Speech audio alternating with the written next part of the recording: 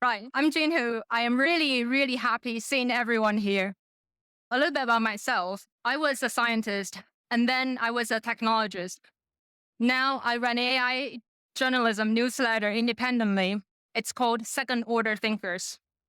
Second Order Thinkers is for someone like you who are curious about AI's impacts beyond the hype.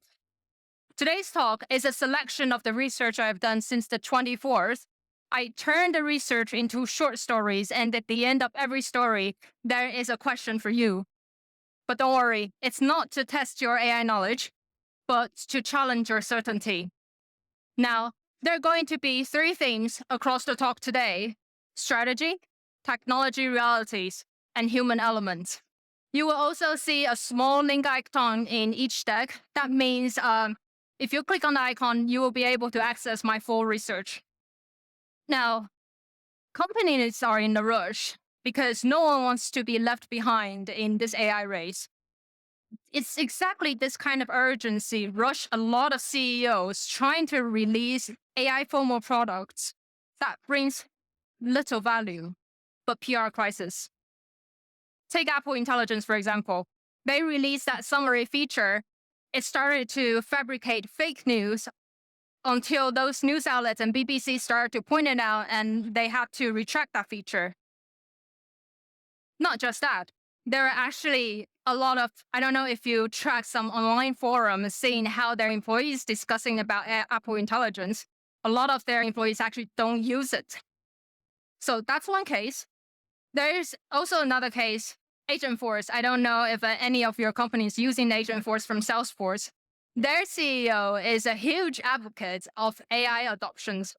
He announced in February saying that there are already 5,000 of their existing clients base started to apply Agentforce. But here's something we need to think about. 5,000 sounds impressive, yes, but it's actually only 3% of their existing client base. After 9 to 10 months of hard selling Agentforce, they only got 3% of their clients on board. What's worse is that there is actually 1/3 of that 3% got offered this feature for free. So now, I know those are the cases about AI FOMO. That said, there are successful AI products that have been released for a while now. Take Perplexity, for example. Perplexity is a product that has successfully identified that user frustration you and I have gone through when using Google. We all hate wading through a website just to find that one answer. So on one hand, we have products like Perplexity, like Cursor, who has genuinely found a user problem and identified that LLM is the best solution for that user problem. We also have, on the other hand, people trying to use LLM to tackle something that doesn't even exist. So here's my question to you. If you are responsible for any of the AI products at your company, then think about this. What is the user problem that your AI product is solving? And how does the metric look like compared to industry benchmarks? In January, we all know what happened. So DeepSeek has released this model, R1. The performance is on par with OpenAI O1, with only 1/10 of the cost. Now, of course, media was flooded with joy, saying that AI adoption is going to tick off. And a lot of CEOs chipping this conversation full of joy, like Satya Nadella. He said, as AI became more accessible, the adoption would skyrocket. Him, including a lot of CEOs, also mentioned this phenomenon. I don't know if any of you heard of this, Jevon paradox. In this scenario, Jevon paradox essentially means as AI becomes cheaper, we will see more adoption, then we will require more data center. Is that true? If yes, then why Microsoft canceled their data center contract in February? Now, let's take a step back and have a think. Is the training cost really the hurdle stopping everyone from using AI? A lot of astute leaders, I believe a lot of people like us in the seats today, already noticed there are intrinsic technology hurdles for LLM. The biggest one, hallucinations. Hallucinations has already cost millions for different companies just in lawsuits. Now, put this in context. It's like imagining that you are going to visit your family in a city and you start to book a flight. You realize that the flight is now a tenth of the cost. But here's the catch. There's only 90% of chance for you to get to that city. So here's my question to you. Would you still book the flight, or would you try other means of transportation? Now, we know that LLM is unpredictable. One thing that we don't know is when this technical hurdle will be overcome. So that leaves a question to people like you and I who constantly trying to think of what is the next on our roadmap. How do we then form our AI strategy if there is so big of unpredictability? To answer this question, I would like to take you back to 1890s. That was the time when automobile industry just started to flourish. There were hundreds of startups trying to build the first future automobile at that time. Keep in mind, that was the time people were still riding horses or carriages. So there were three technologies seemed like having the biggest chance: steam engine, electric, and fuel. No one knew which one would win in the end. And in fact, none of those came out winning. But what about those companies who have lasted for hundreds of years, like Ford or Mercedes? They were actually not the most technologically advanced companies, but they were the ones who have found their unique selling points. Take Ford, for example. They have excelled that ultimate affordability for all their clients. Or Mercedes, they focus so much on that unmatched quality of any vehicle they deliver. So if we come back to today, we have a school of people like Sam Altman saying that they already know how to build AGI, whereas we have another school of people saying that LLM is now hitting a wall and we need to find another means for LLM to move forward. Then how do we think of our roadmap? I know that there are a lot of founders who think of their product or even their startups on top of the future potential of this technology. But future potential isn't something that will sustain your business. So here's my question to you. What is that unique advantage you have that makes you stand out from all your competitors and your clients have no other choice but to stick with you? Now let's dig deeper into some technology realities. Again, DeepSeek. It has achieved that huge performance with just a fraction of the cost. Better yet, they call themselves open source. So again, the media was full of joy, thinking this is finally the end of AI monopoly. But there is also another group of people who started to worry, VCs who started to worry about their closed source investment. What am I going to do? But if we can take a pause here, think about what is the definition of open source AI? Only until late last year, there's finally a definition agreed by the technology community saying for LLM to qualify as an open source AI, you need to satisfy these three elements. You need to have open training weight, open training data, and open source code. With this definition, none of the models that you see on the market can qualify themselves as open source AI. So why am I talking about this? Because by the time the news came out, it started to make a lot of business owners or leaders panic. Do we make the wrong choice? Should we then switch to open source? Here are three questions I hope that will help you clarify this wondering that you have. So first, are you thinking of open source because you are thinking of open license? Because you want to commercialize your AI product in the end? Or are you thinking of open source because you think open source might be cheaper? Or that you are thinking of open source because you genuinely need to dig deeper into the AI model in order to fine-tune the model for your product. Now, let's say we pick the model. Let's have a look at data.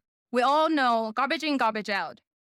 Here is a very costly example of how bad data slipped into the machine training set will cost a company. Unity Technologies. It's a very well-known company in the gaming industry. They built this AI between 20 and 21 and released around 22. This AI was supposed to match the games on their platform with their perfect target audience through some advertisement. For some reason, there was corrupted data in their machine training.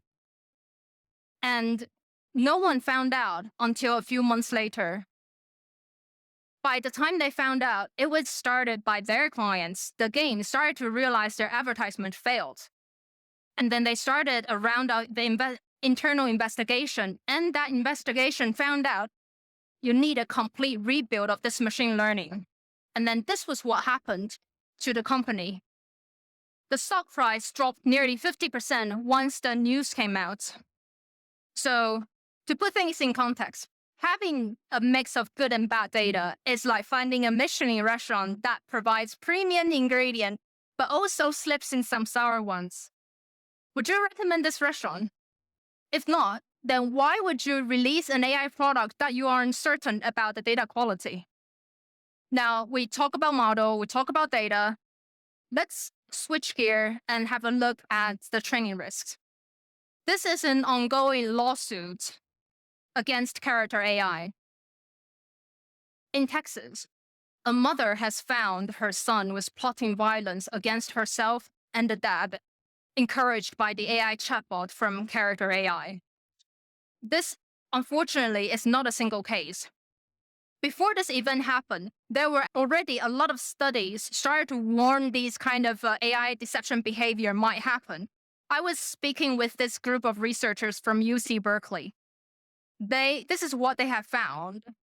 Machine learning trained by human feedback, like the kind of thumbs up that you occasionally give to ChatGPT after you had a chat with it, was supposed to let AI to be more helpful to humans. But no, instead, it encouraged AI to receive more positive feedback. So here are the consequences. The cases from the study, first case, shows that a virtual agent was asking its AI to book a ticket. The AI came back with a success message. Unfortunately, that was fabricated. In fact, the booking never succeeded. And here's another case. A virtual agent was on substance abuse and turned to AI for help. The AI should have encouraged the virtual agent to get off drugs, but no. It asked the agent to take more drugs to relieve from their symptoms. So if you go to the link, you will see more cases like that if you want to understand more. Of course, the researchers trying to resolve this issue, they're trying to stop it, they're trying to filter it out. In the end, nothing succeeded. What happened was AI became more sophisticated at fabricating these kind of messages, and it became harder to find. This was not a system glitch. This is actually only one of the similar studies. Anthropic has released some studies very similar with exactly the same result. So here's my question to you. How much do you understand about the AI model you use and how they train the model? And how do you handle these kinds of risks? Now, we've talked about strategy and we also talked about technology realities. Let's see how AI has already influenced our behavior and our workforce. Now, I was speaking with this professor from Swiss Business School just a few days back. We were discussing his latest study about the relationship between AI tool use and our critical thinking ability. Here's what they found.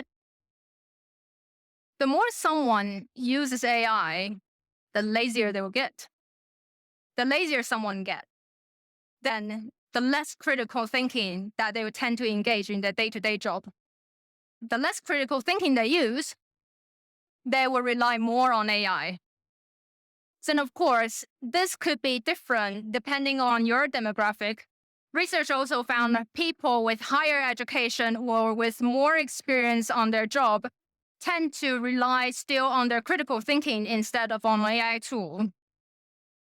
But still, this phenomenon isn't really AI doing, but it's ourselves. Our humans tend to avoid discomfort, and using critical thinking to resolve problems requires a great deal of mental effort of us. So we tend to avoid that. Knowing that a lot of us are doing this more or less the same tasks day after day. So here's my question to you.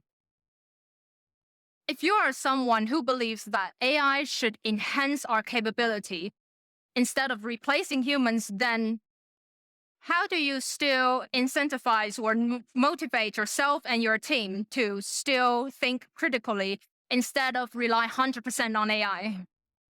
Now, a very similar study, but instead of broad understanding, it dig deeper to look at the specific job function, but the difference between seniority.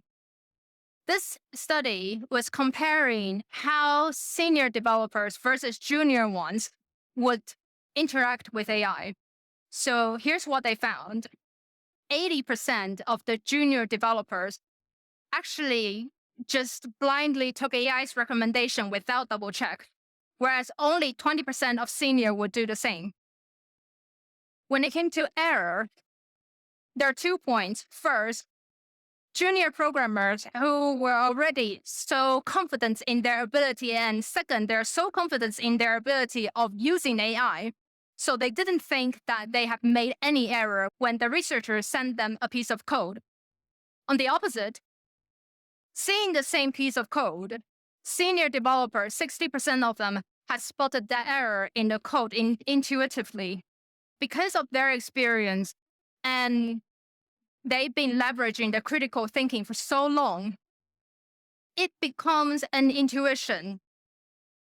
So here's my question to you. If we started to apply second-order thinking, then we will realize someone who's been in the job for so long, we have to retire at some point. Then what happened to a team when all your senior staff have retired? How do you bridge the gap, and how do you still culture your junior staff to be able to take the job? Now, for the last story, I would like to circle back to AI FOMO and to close the loop. This is a startup called Do Not Pay. Their vision was to create the world's first AI lawyer, the AI lawyer that would be able to tailor contract for you, but also fighting for your speeding ticket. You probably could guess what happened. Their client got none of that. So they were reported to the FTC. And only after a few years later, like actually early this year, they finally got a judgment. 2 things. One is that they're fined $200,000. Second, they're not allowed to operate in the legal field. Guess what happened to them? They rebranded themselves into an AI companionship app.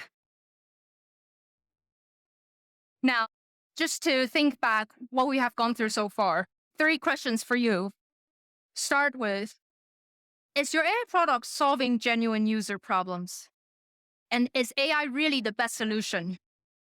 Second, how much do you know about your tech set and your AI model in order for you to evaluate the risk? Finally, what is your plan to motivate your team so that they will keep leveraging their critical thinking ability, and how would you bridge the potential talent gap?